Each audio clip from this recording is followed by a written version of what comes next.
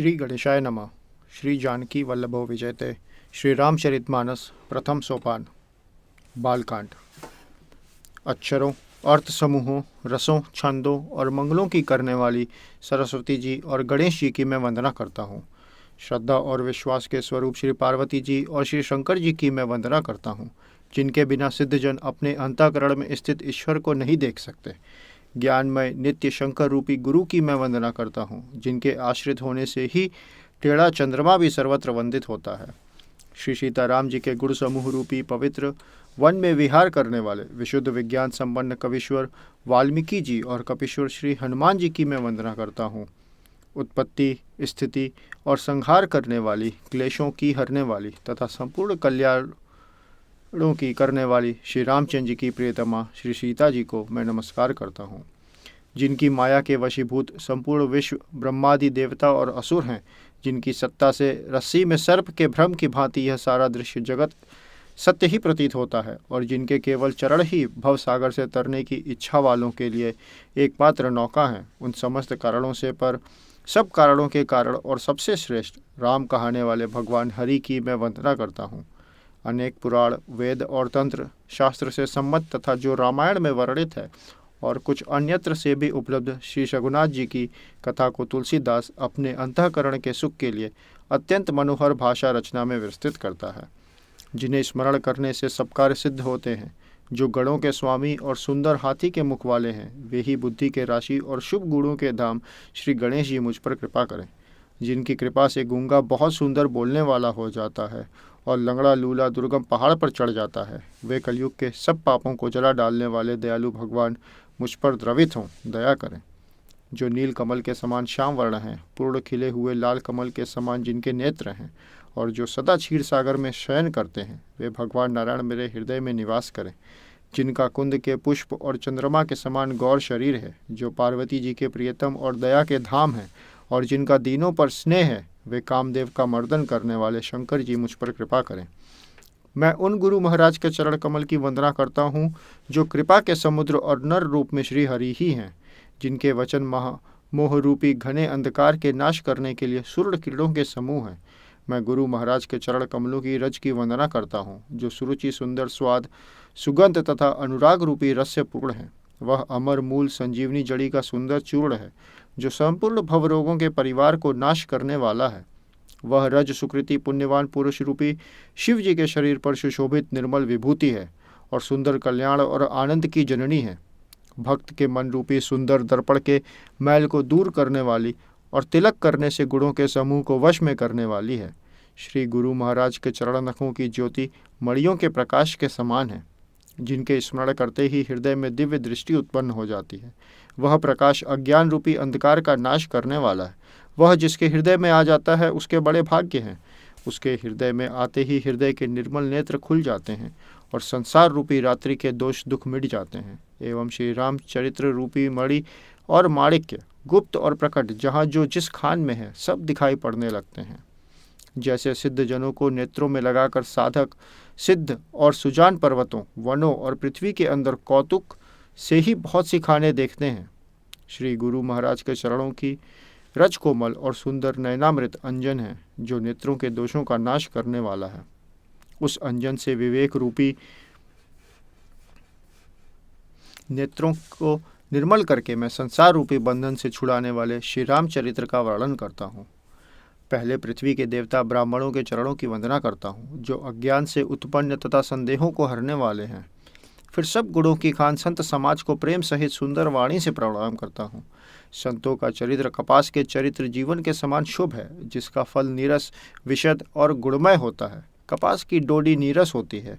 संत चरित्र में भी विषयासक्ति नहीं है, इससे वह भी नीरस है। कपास उज्ज्वल होता है। संत का हृदय भी अज्ञान और पाप रूपी अंधकार से रहित होता है, इसलिए वह विशद है। और कपास में गुण तंतु होते हैं। इसी प्रकार संत का चरित्र भी सद्गुणों का भंडार होता है, इसलिए वह गुणमय है। जैसे कपास का धागा सुई के किए हुए छेद को अपना तन देकर ढक देता है, अथवा कपास जैसे लोढ़े जाने वाले, काते जाने और बुने जाने का कष्ट सहकर भी वस्त्र के रूप में परिणित होकर दूसरों के गोपनीय स्थानों को ढकता है, उसी प्रकार संत स्वयं दुख सहकर दूसरों के छिद्रों दोषों को ढकता है। जिसके कारण उसने जगत में वंदनीय यश प्राप्त किया है। संतों का समाज आनंद और कल्याणमय है, जो जगत में चलता फिरता तीर्थराज है।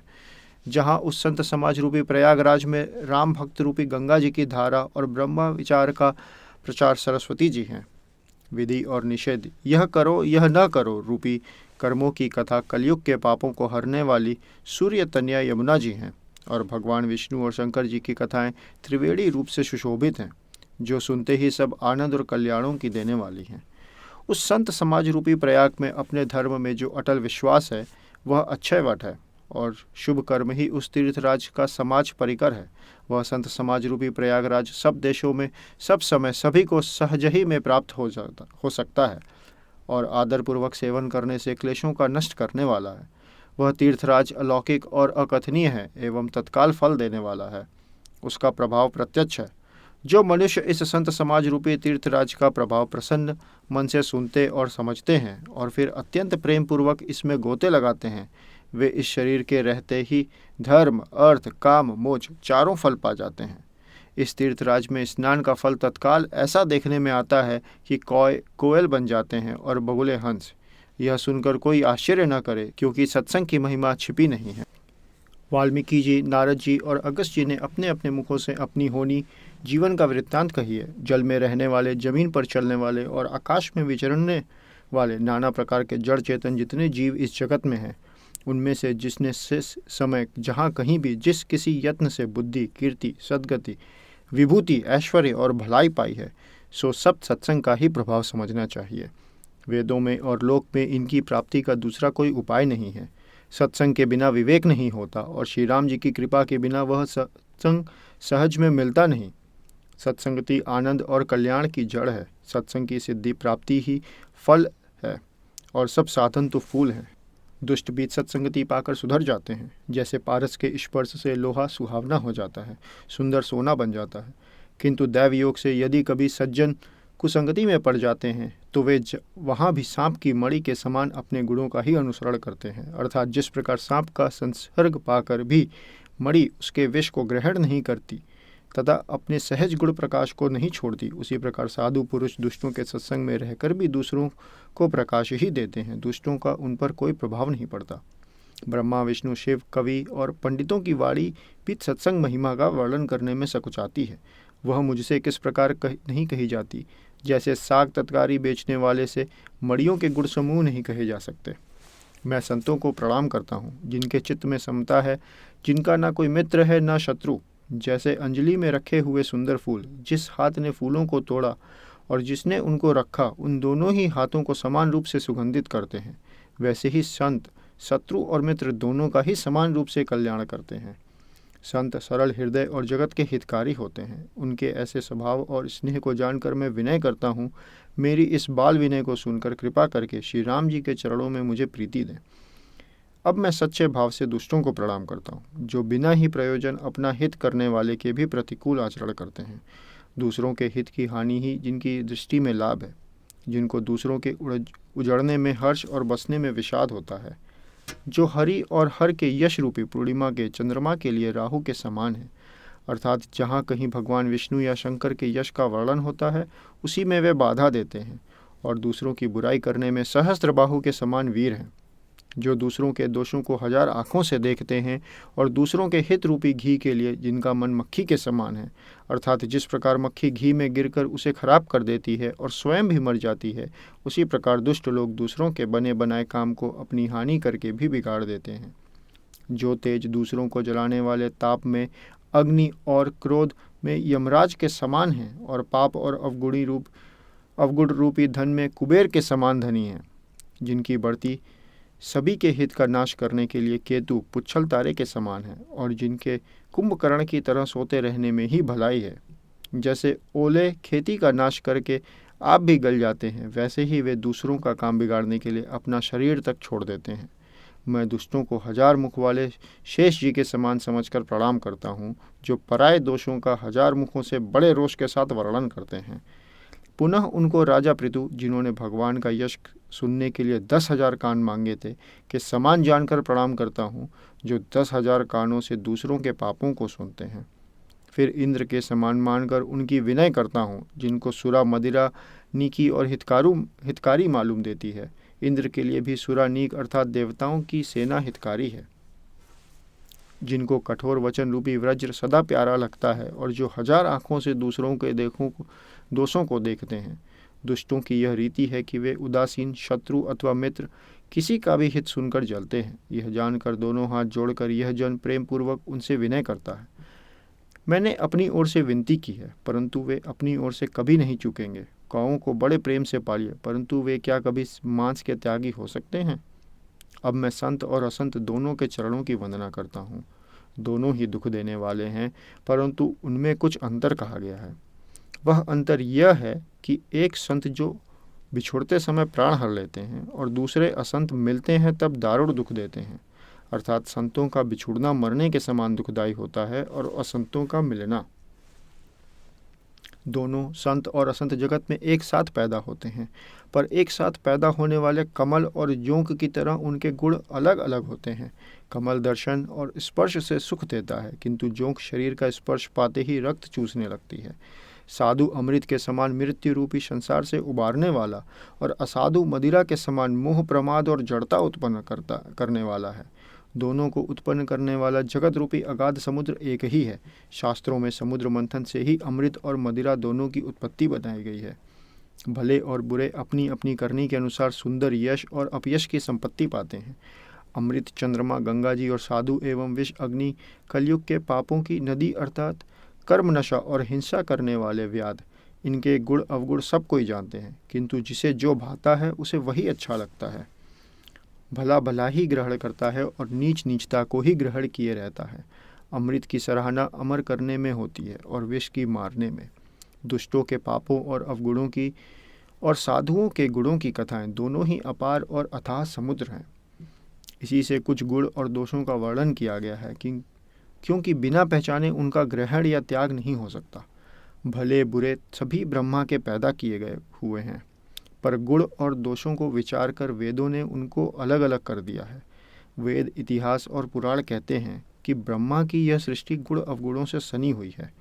दुख सुख, पाप पुण्य, दिन रात, साधु असाधु, सुजाति कुजाति, दानव देवता, ऊंच नीच, अमृत विष, सुजीवन सुंदर जीवन, मृत्यु, माया ब्रह्म, जीव ईश्वर, संपत्ति दरिद्रता, रंक राजा, काशी मगध, गंगा कर्मनाशा, मारवाड़ मालवा, ब्राह्मण कसाई, स्वर्ग नरक, अनुराग वैराग्य, ये सभी पदार्थ ब्रह्मा की सृष्टि में हैं। वेद शास्त्रों ने उनके गुण दोषों को विभाग कर दिया है। विधाता ने इस जड़ चेतन विश्व को गुण दोषमय रचा है, किंतु संत रूपी हंस दोष रूपी जल को छोड़कर गुण रूपी दूध को ही ग्रहण करते हैं। विधाता जब इस प्रकार का हंस का विवेक देते हैं, तब दोषों को छोड़कर मन गुणों में अनुरक्त होता है। काल स्वभाव और कर्म की प्रबलता से भले लोग साधु ही माया के वश में होकर कभी कभी भलाई से चूक जाते हैं। भगवान के भक्त जैसे उस चूक को सुधार लेते हैं और दुख दोषों को मिटाकर निर्मल यश देते हैं, वैसे ही दुष्ट भी कभी कभी उत्तम संग पाकर भलाई करते हैं, परंतु उनका कभी भंग न होने वाला मलिन स्वभाव नहीं मिटता। जो वेशधारी ठग हैं, उन्हें भी अच्छा साधु का सा वेश बनाए देखकर वेश के प्रताप से जगत पूजता है, परंतु एक न एक दिन वे चौड़े आ ही जाते हैं। अंत तक उनका कपट नहीं निभता, जैसे कालनेमी रावण और राहु का हाल हुआ। बुरा वेश बना लेने पर भी साधु का सम्मान ही होता है, जैसे जगत में जाम्बवान और हनुमान जी का हुआ। बुरे संग से हानि और अच्छे संग से लाभ होता है। यह बात लोक और वेद में है और सभी लोग इसको जानते हैं। पवन के संग से धूल आकाश पर चढ़ जाती है और वही नीचे की ओर बहने वाले जल के संग में कीचड़ में मिल जाती है। साधु के घर के तोता मैना राम राम सुमिरते हैं और असाधु के घर के तोता मैना गिन गिन कर गालियाँ देते हैं। कुसंग के कारण धुआं कालिक कहलाता है, वही धुआं सुसंग से सुंदर स्याही होकर पुराण लिखने के काम में आता है, और वही धुआं जल, अग्नि और पवन के संग बादल होकर जगत को जीवन देने वाला बन जाता है।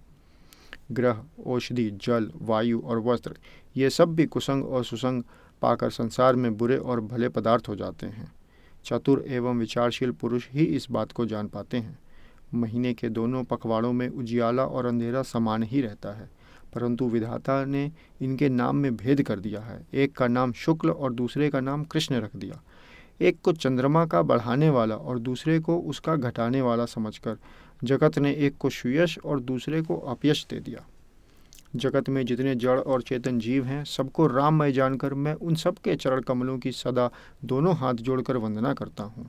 देवता, दैत्य, मनुष्य, नाग, पक्षी, प्रेत, पितर, गंधर्व, किन्नर और निशाचर सबको मैं प्रणाम करता हूँ। अब सब मुझ पर कृपा कीजिए। 84 लाख योनियों में 4 प्रकार के स्वेदज, अंडज, उद्भिज, जरायुज जीव जल, पृथ्वी और आकाश में रहते हैं। उन सबसे भरे हुए इस सारे जगत को श्री सीताराम मैं जानकर मैं दोनों हाथ जोड़कर प्रणाम करता हूँ। मुझको अपना दास जानकर कृपा की खान आप सब लोग मिलकर छल छोड़कर कृपा कीजिए। मुझे अपने बुद्धि बल का भरोसा नहीं है, इसलिए मैं सबसे विनती करता हूँ। मैं श्री रघुनाथ जी के गुणों का वर्णन करना चाहता हूँ, परंतु मेरी बुद्धि छोटी है और श्री राम जी का चरित्र अथाह है। इसके लिए मुझे उपाय का एक भी अंग अर्थात कुछ लेश मात्र भी उपाय नहीं सूझता। मेरे मन और बुद्धि कंगाल हैं, किंतु मनोरथ राजा है। मेरी बुद्धि तो अत्यंत नीची है और वह चाह बड़ी ऊंची है। चाह तो अमृत पाने की है, पर जगत में जुड़ती छाछ भी नहीं। सज्जन मेरी ठिठाई को क्षमा करेंगे और मेरे बाल वचनों को मन लगाकर प्रेम पूर्वक सुनेंगे। जैसे बालक जब तोतले वचन बोलता है तो उसके माता पिता उन्हें प्रसन्न मन से सुनते हैं, किंतु क्रूर, कुटिल और बुरे विचार वाले लोग जो दूसरों के दोषों को ही भूषण रूप से धारण किए रहते हैं, अर्थात जिन्हें पराये दोष ही प्यारे लगते हैं, हंसेंगे। रसीली हो या अत्यंत फीकी, अपनी कविता किसे अच्छी नहीं लगती, किंतु जो दूसरे की रचना को सुनकर हर्षित होते हैं, ऐसे उत्तम पुरुष जगत में बहुत नहीं। हे भाई, जगत में तालाबों और नदियों के समान मनुष्य ही अधिक हैं, जो जल पाकर अपनी ही बाण से बढ़ते हैं, अर्थात अपनी ही उन्नति से प्रसन्न होते हैं। समुद्र सा तो कोई एक विरला ही सज्जन होता है, जो चंद्रमा को पूर्ण देखकर दूसरों का उत्कर्ष देखकर उमड़ पड़ता है। मेरा भाग्य छोटा है और इच्छा बहुत बड़ी है, परंतु मुझे एक विश्वास है कि इसे सुनकर सज्जन सभी सुख पावेंगे और तुष्ट हंसी उड़ावेंगे। किंतु दुष्टों के हंसने से मेरा हित ही होगा। मधुर कंठ वाली कोयल को कौए तो कठोर ही कहा करते हैं। जैसे बकुले हंस को और मेढक पपीहे को हंसते हैं, वैसे ही मलिन मन वाले दुष्ट निर्मल वाणी को हंसते हैं। जो न तो कविता के रसिक हैं और न जिनका श्री रामचंद्र जी चरणों में प्रेम है, उनके लिए भी यह कविता सुखद हास्य रस का काम देगी। प्रथम तो यह भाषा की रचना है, दूसरे मेरे बुद्धि बड़ी भोली है, इससे यह हंसने के योग्य ही है। हंसने में उन्हें कोई दोष नहीं। जिन्हें न तो प्रभु के चरणों में प्रेम है और न अच्छी समझ ही है, उनको यह कथा सुनने में फीकी लगेगी। जिनकी श्री हरि भगवान विष्णु और श्रीहर भगवान शिव के चरणों में प्रीति है, जिनकी बुद्धि कुतर्क करने वाली नहीं है, जो श्री हरि हर में भेद की या ऊंच नीच की कल्पना नहीं करते, उन्हें श्री रघुनाथ जी की यह कथा मीठी लगेगी। सज्जनगण इस कथा को अपने जी में श्री राम जी की भक्ति से भूषित जानकर सुंदर वाणों से सराहना करते हुए सुनेंगे। मैं न तो कवि हूँ, न वाक्य रचना में ही कुशल हूँ। मैं तो सब कलाओं तथा सब विद्याओं में रहित हूँ। नाना प्रकार के अक्षर, अर्थ और अलंकार, अनेक प्रकार की छंद रचना, भावों और रसों के अपार भेद और कविता के भांति भांति के गुण दोष होते हैं। इनमें से काव्य संबंधी एक भी बात का ज्ञान मुझ में नहीं है। यह मैं कोरे कागज पर लिखकर शपथ पूर्वक सत्य सत्य कहता हूँ। मेरी रचना सब गुणों से रहित है। इसमें बस जगत प्रसिद्ध एक गुण है। उसे विचार कर अच्छी बुद्धि वाले पुरुष जिनके निर्मल ज्ञान है, इसको सुनेंगे। इसमें श्री रघुनाथ जी का उदार नाम है, जो अत्यंत पवित्र है, वेद पुराणों का सार है, जो कल्याण का भवन है और अमंगलों को हरने वाला है, जिसे पार्वती जी सहित भगवान शिव जी सदा जपा करते हैं। जो अच्छे कवि के द्वारा रची हुई बड़ी अनूठी कविता है, वह भी राम नाम के बिना शोभा नहीं पाती। जैसे चंद्रमा के समान मुख वाली सुंदर स्त्री सब प्रकार से सुसज्जित होने पर भी वस्त्र के बिना शोभा नहीं देती, इसके विपरीत कुकवि की रची हुई सब गुणों से रहित कविता को भी राम के नाम एवं यश से अंकित जानकर बुद्धिमान लोग आदरपूर्वक कहते और सुनते हैं, क्योंकि संतजन भौरे की भांति गुड़ ही को ग्रहण करने वाले होते हैं। यद्यपि मेरी इस रचना में कविता का एक भी रस नहीं है, तथापि इसमें श्री राम जी का प्रताप प्रकट है। मेरे मन में यही एक भरोसा है, भले संग से भला किसने बड़प्पन नहीं पाया। धुआं भी अगर के संग से सुगंधित होकर अपने स्वाभाविक कड़वेपन को छोड़ देता है। मेरी कविता अवश्य भद्दी है, परंतु इसमें जगत का कल्याण करने वाली राम कथा रूपी उत्तम वस्तु का वर्णन किया गया है। इससे यह भी अच्छी ही समझी जाएगी। तुलसीदास जी कहते हैं कि श्री रघुनाथ जी की कथा कल्याण करने वाली और कलयुग के पापों को हरने वाली है। मेरी इस भद्दी कविता रूपी नदी की चाल पवित्र जल वाली नदी गंगा जी की चाल की भांति टेढ़ी है। प्रभु श्री रघुनाथ जी के सुंदर यश के संग से यह कविता सुंदर तथा सज्जनों के मन को भाने वाली हो जाएगी। शमशान की अपवित्र राख भी श्री महादेव जी के अंग के संग से सुहावनी लगती है और स्मरण करते ही पवित्र करने वाली होती है। श्री राम जी के यश के संग से मेरी कविता सभी को अत्यंत प्रिय लगेगी। जैसे मलय पर्वत के संग से काष्ठ मात्र चंदन बनकर वंदनीय हो जाता है, फिर क्या कोई काठ की तुच्छता का विचार करता है? श्यामा गौ काली होने पर भी उसका दूध उज्जवल और बहुत गुणकारी होता है, यही समझकर सब लोग उसे पीते हैं। इसी तरह गंवारू भाषा में होने पर भी श्री सीता राम जी के यश को बुद्धिमान लोग बड़े चाव से गाते और सुनते हैं। मणि, माणिक और मोती की जैसे सुंदर छवि है, वह सांप, पर्वत और हाथी के मस्तक पर वैसे शोभा नहीं पाती। राजा के मुकुट और नवयुवती स्त्री के शरीर को पाकर ही ये सब अधिक शोभा को प्राप्त होते हैं। इसी तरह बुद्धिमान लोग कहते हैं कि सुकवि की कविता भी उत्पन्न और कहीं होती है और शोभा अन्यत्र कहीं पाती है।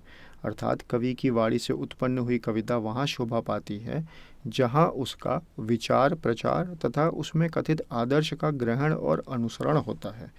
कवि के स्मरण करते ही उसकी भक्ति के कारण सरस्वती जी को ब्रह्मलोक को छोड़कर दौड़ी आती हैं। सरस्वती जी की दौड़ी आने की वह थकावट रामचरित रूपी सरोवर में उन्हें नहलाए बिना दूसरे करोड़ों उपायों से भी दूर नहीं होती। कवि और पंडित अपने हृदय में ऐसा विचार कर कलयुग के पापों को हरने वाले श्री हरि के यश का ही गान करते हैं। संसारी मनुष्यों का गुणगान करने से सरस्वती जी सुर धुनकर पछताने लगती हैं कि मैं क्यों इसके बुलाने पर आई। बुद्धिमान लोग हृदय को समुद्र, बुद्धि को सीप और सरस्वती जी को स्वाति नक्षत्र के समान कहते हैं।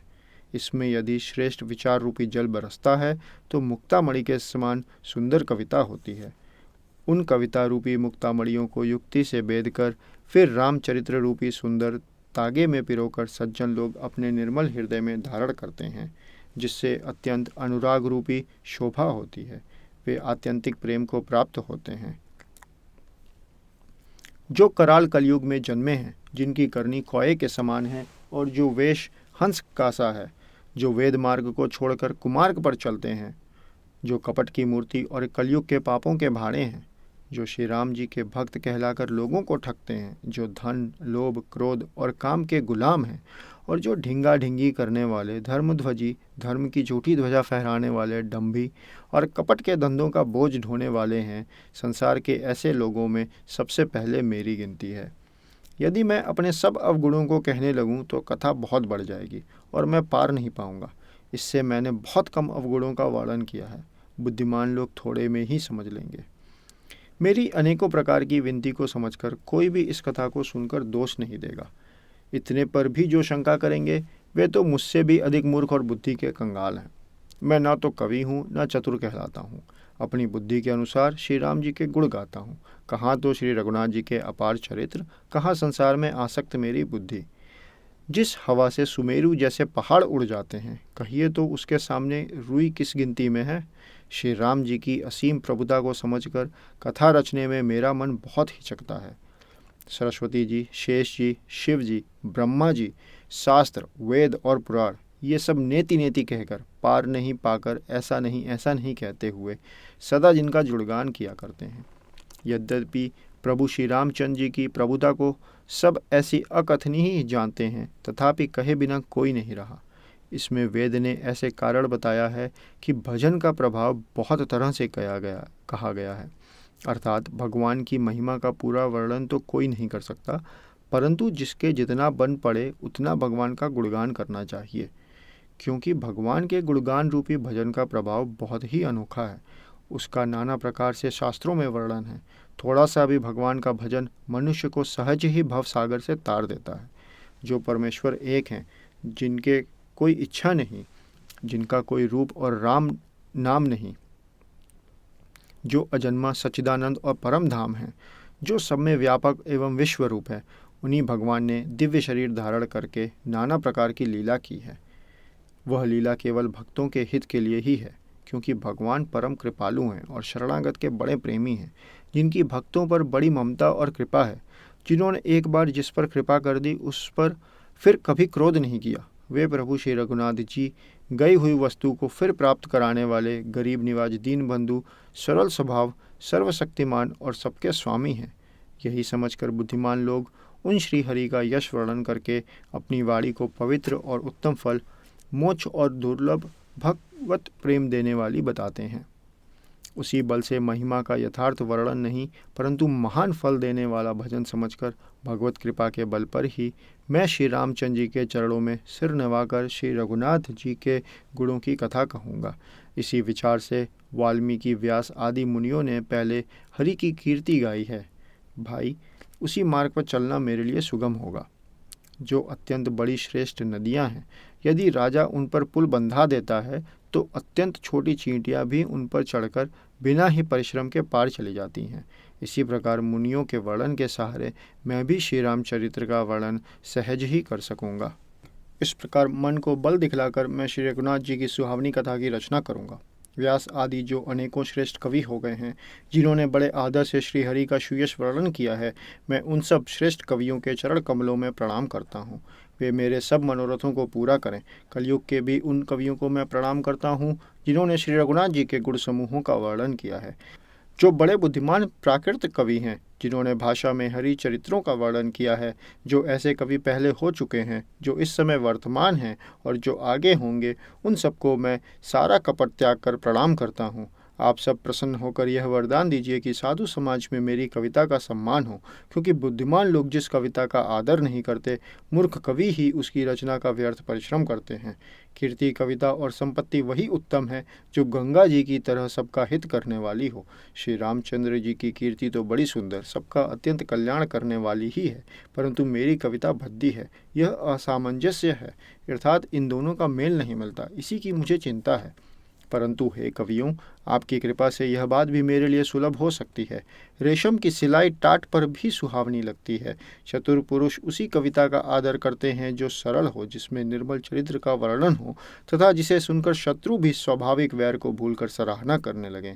ऐसी कविता बिना निर्मल बुद्धि के होती नहीं, और मेरी बुद्धि का बल बहुत ही थोड़ा है। इसलिए बार बार निहोरा करता हूँ कि हे कवियों, आप कृपा करें जिससे मैं हरि यश का वर्णन कर सकूँ। कवि और पंडितगण, आप जो रामचरित्र रूपी मान सरोवर के सुंदर हंस हैं, मुझ बालक की विनती सुनकर और सुंदर रुचि देखकर मुझ पर कृपा करें।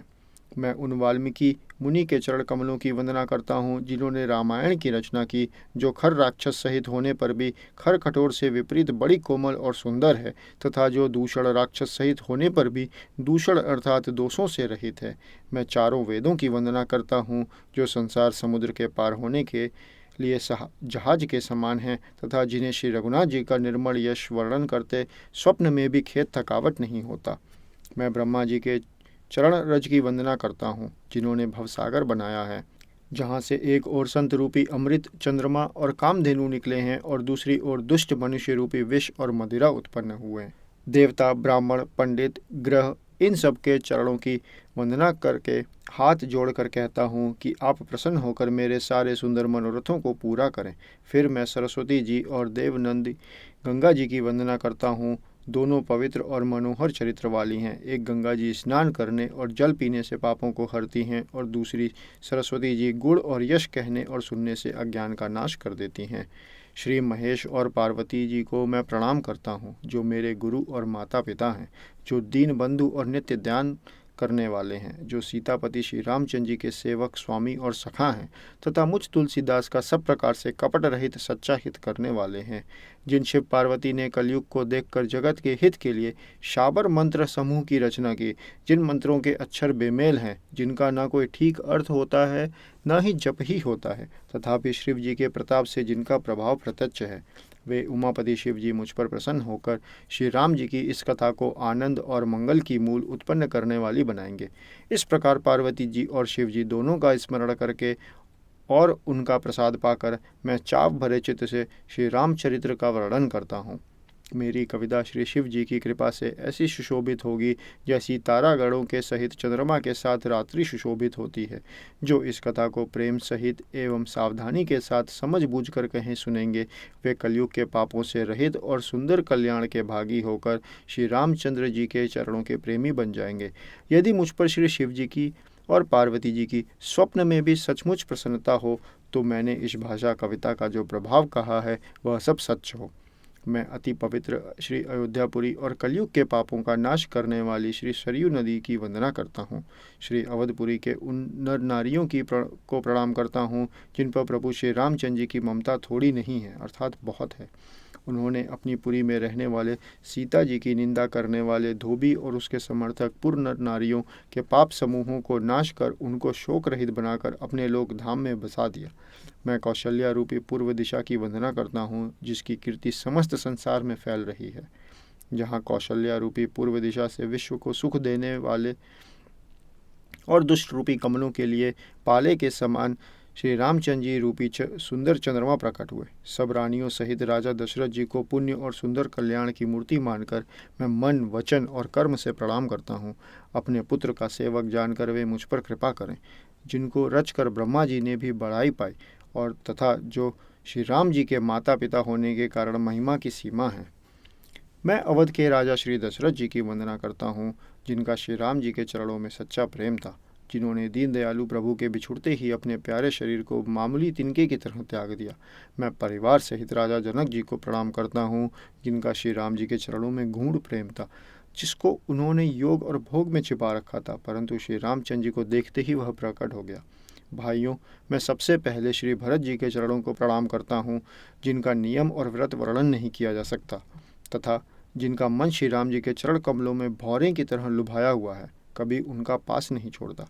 मैं श्री लक्ष्मण जी के चरण कमलों को प्रणाम करता हूँ, जो शीतल, सुंदर और भक्तों को सुख देने वाले हैं। श्री रघुनाथ जी की कीर्ति रूपी विमल पताका में जिनका लक्ष्मण जी का यश पताका को ऊंचा करने फहराने वाले दंड के समान हुआ, जो 1000 सिर वाले और जगत के कारण हजारों सिरों पर जगत को धारण कर रखने वाले शेष जी हैं, जिन्होंने पृथ्वी का भय दूर करने के लिए अवतार लिया। वे गुणों की खानी, कृपा सिंधु, सुमित्रानंदन श्री लक्ष्मण जी मुझ पर सदा प्रसन्न रहें। मैं श्री शत्रुघ्न जी के चरण कमलों को प्रणाम करता हूँ, जो बड़े वीर, सुशील और श्री भरत जी के पीछे चलने वाले हैं। मैं महावीर श्री हनुमान जी की विनती करता हूँ, जिनके यश का श्री रामचंद्र जी ने स्वयं अपने श्रीमुख से वर्णन किया है।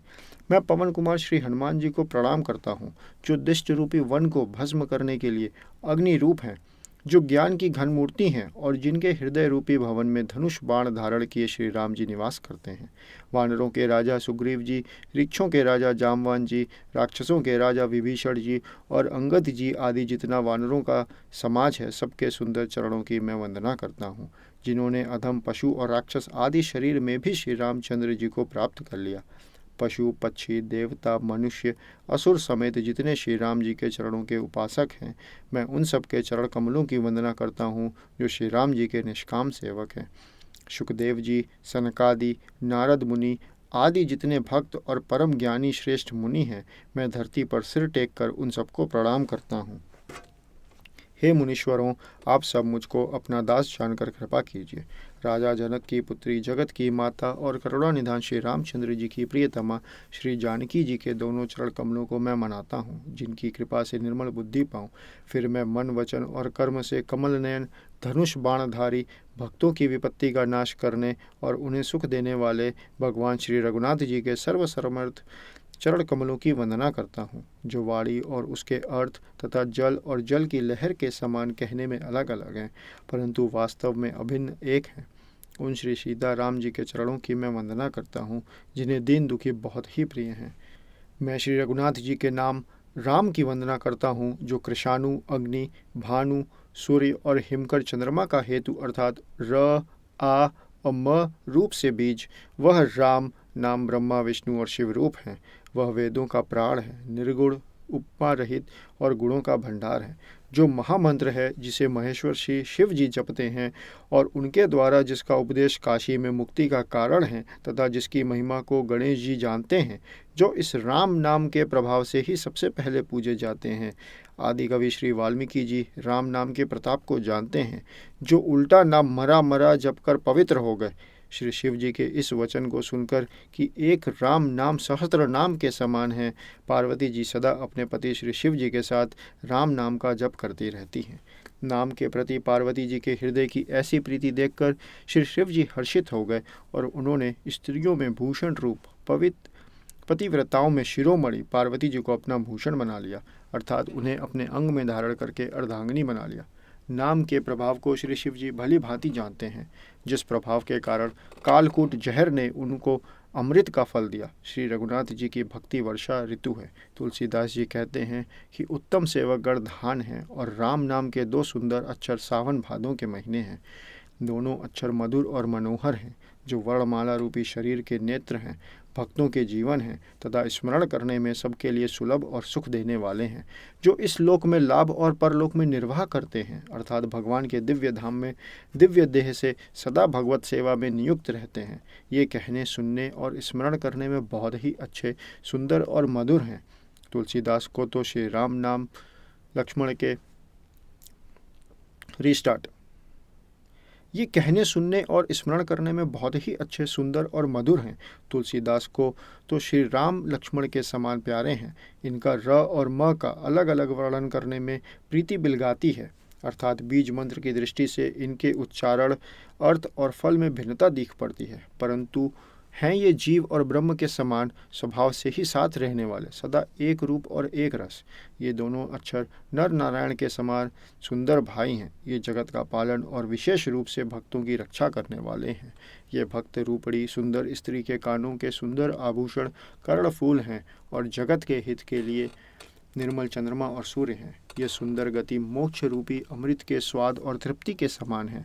कच्छप और शेष जी के समान पृथ्वी के धारण करने वाले हैं।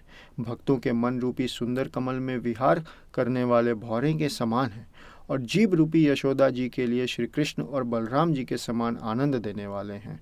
तुलसीदास जी कहते हैं, श्री रघुनाथ जी के नाम के दोनों अक्षर बड़ी शोभा देते हैं, जिनमें से एक रकार छत्र रूप रेफ और दूसरा मकार मुकुटमणि अनुस्वार रूप से सब अक्षरों के ऊपर है।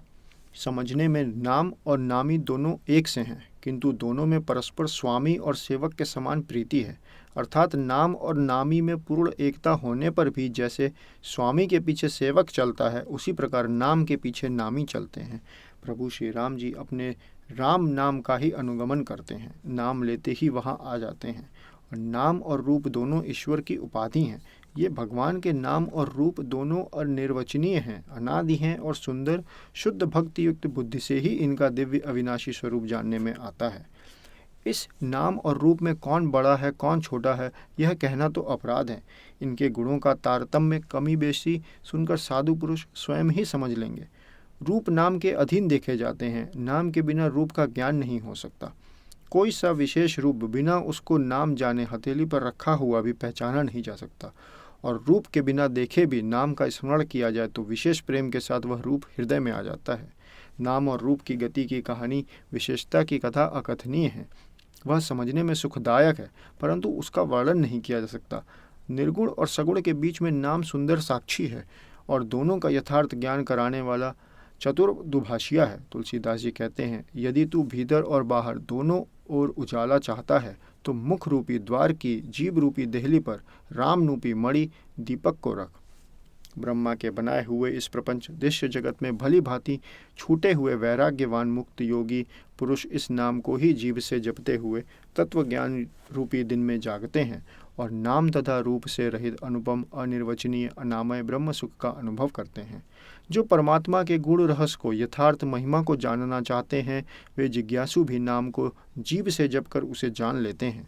लौकिक सिद्धियों के चाहने वाले अर्थार्थी साधक लौ लगाकर नाम का जप करते हैं और अड़िमादि 8 सिद्धियों को पाकर सिद्ध हो जाते हैं। संकट से घबराए हुए आर्त भक्त नाम जप करते हैं तो उनके बड़े भारी बुरे बुरे संकट मिट जाते हैं और वे सुखी हो जाते हैं। जगत में 4 प्रकार के अर्थार्थी, धनादि की चाह से भजने वाले, आर्त संकट की निवृत्ति के लिए भजने वाले, जिज्ञासु भगवान को जानने की इच्छा से भजने वाले, और ज्ञानी भगवान को तत्व से जानकर स्वाभाविक ही प्रेम से भजने वाले राम भक्त हैं। और चारों ही पुण्यात्मा, पाप रहित और उदार हैं। चारों ही चतुर भक्तों को नाम का ही आधार है। इनमें ज्ञानी भक्त प्रभु को विशेष रूप से प्रिय हैं। यो तो चारों युगों में और चारों ही वेदों में नाम का प्रभाव है, परंतु कलयुग में विशेष रूप से है। इसमें तो नाम को छोड़कर दूसरा कोई उपाय ही नहीं है।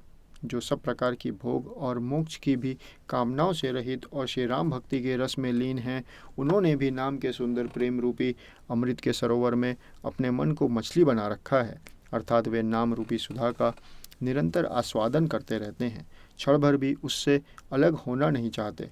निर्गुण और सगुण ब्रह्म के दो स्वरूप हैं। ये दोनों ही अकथनीय, अथाह, अनादि और अनुपम हैं। मेरी सम्मति में नाम इन दोनों में बड़ा है, जिसमें अपने बल से दोनों को अपने वश में कर रखा है। सज्जनगण इस बात को मुझ दास की ठिठाई या केवल काव्योक्ति न समझे। मैं अपने मन के विश्वास, प्रेम और रुचि की बात कहता हूँ। निर्गुण और सगुण दोनों प्रकार के ब्रह्म का ज्ञान अग्नि के समान है। निर्गुण उस अप्रकट अग्नि के समान है जो काठ के अंदर है परंतु दिखती नहीं, और सगुण उस प्रकट अग्नि के समान है जो प्रत्यक्ष दिखती है। तत्वतः दोनों एक ही हैं, केवल प्रकट अप्रकट के भेद से भिन्न मालूम होती हैं। इस प्रकार निर्गुण और सगुण तत्वतः एक ही हैं। इतना होने पर भी दोनों ही जानने में बड़े कठिन हैं, परंतु नाम से दोनों सुगम हो जाते हैं। इसी से मैंने नाम को निर्गुण ब्रह्म से और सगुण राम से बड़ा कहा है। ब्रह्म व्यापक हैं, एक हैं, अविनाशी हैं, सत्ता, चैतन्य और अनादि आनंद की घनराशि हैं। ऐसे विकार रहित प्रभु के हृदय में रहते भी जगत के सब जीव दीन और दुखी हैं। नाम का निरूपण करके, नाम के यथार्थ स्वरूप, महिमा, रहस्य और प्रभाव को जानकर, नाम का जतन करने से, श्रद्धापूर्वक नाम जप रूपी साधन करने से वही ब्रह्म ऐसे प्रकट हो जाता है जैसे रत्न के जानने से उसका मूल्य। इस प्रकार निर्गुण से नाम का प्रभाव अत्यंत बड़ा है। अब अपने विचार के अनुसार कहता हूँ कि नाम सगुण राम से भी बड़ा है। श्री रामचंद्र जी ने भक्तों के हित के लिए मनुष्य शरीर धारण करके स्वयं कष्ट सहकर साधुओं को सुखी किया, परंतु भक्तगण प्रेम के साथ नाम का जप करते हुए सहज ही में आनंद और कल्याण के घर हो जाते हैं। श्री राम जी ने एक तपस्वी की स्त्री अहिल्या को ही तारा, परंतु नाम ने करोड़ों दुष्टों की बिगड़ी बुद्धि को सुधार दिया। श्री राम जी ने ऋषि विश्वामित्र के हित के लिए एक सुकेतु यक्ष की कन्या ताड़का की सेना और पुत्र सुबाहु सहित समाप्ति की, परंतु नाम अपने भक्तों के दोष, दुख और दुराशाओं का इस तरह नाश कर देता है जैसे सूर्य रात्रि का। श्री राम जी ने तो स्वयं शिव जी के धनुष को तोड़ा, परंतु नाम का प्रताप ही संसार के सब भयों का नाश करने वाला है। प्रभु श्री राम जी ने भयानक दंडक वन को सुहावना बनाया, परंतु नाम ने असंख्य मनुष्यों के मनों को पवित्र कर दिया। श्री रघुनाथ जी ने राक्षसों के समूह को मारा, परंतु नाम तो कलयुग के सारे पापों की जड़ उखाड़ने वाला है। श्री रघुनाथ जी ने तो शबरी, जटायु आदि उत्तम सेवकों को ही मुक्ति दी, परंतु नाम ने अगणित दुष्टों का उद्धार किया। नाम के गुणों की कथा वेदों में प्रसिद्ध है। श्री राम जी ने सुग्रीव और विभीषण दोनों को ही अपने शरण में रखा, यह सब कोई जानते हैं, परंतु नाम ने अनेक गरीबों पर कृपा की है। नाम का यह सुंदर विरध लोक और वेद में विशेष रूप से प्रकाशित है।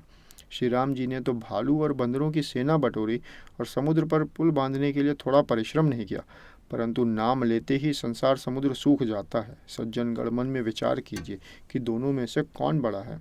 श्री रामचंद्र जी ने कुटुंब सहित रावण को युद्ध में मारा, तब सीता सहित उन्होंने अपने नगर अयोध्या में प्रवेश किया। राम राजा हुए, अवध उनकी राजधानी हुई। देवता और मुनि सुंदर वाणी से जिनके गुण गाते हैं, परंतु सेवक भक्त प्रेम पूर्वक नाम के स्मरण मात्र से बिना परिश्रम मोह की प्रबल सेना को जीतकर प्रेम में मग्न हुए अपने ही सुख में विचरते हैं।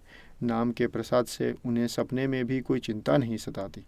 इस प्रकार नाम निर्गुण ब्रह्म और सगुण राम दोनों से बड़ा है। यह वरदान देने वालों को भी वर देने वाला है। श्री शिव जी ने अपने हृदय में यह जानकर ही 100 करोड़ रामचरित्र में से इस राम नाम को सार रूप से चुनकर ग्रहण किया है।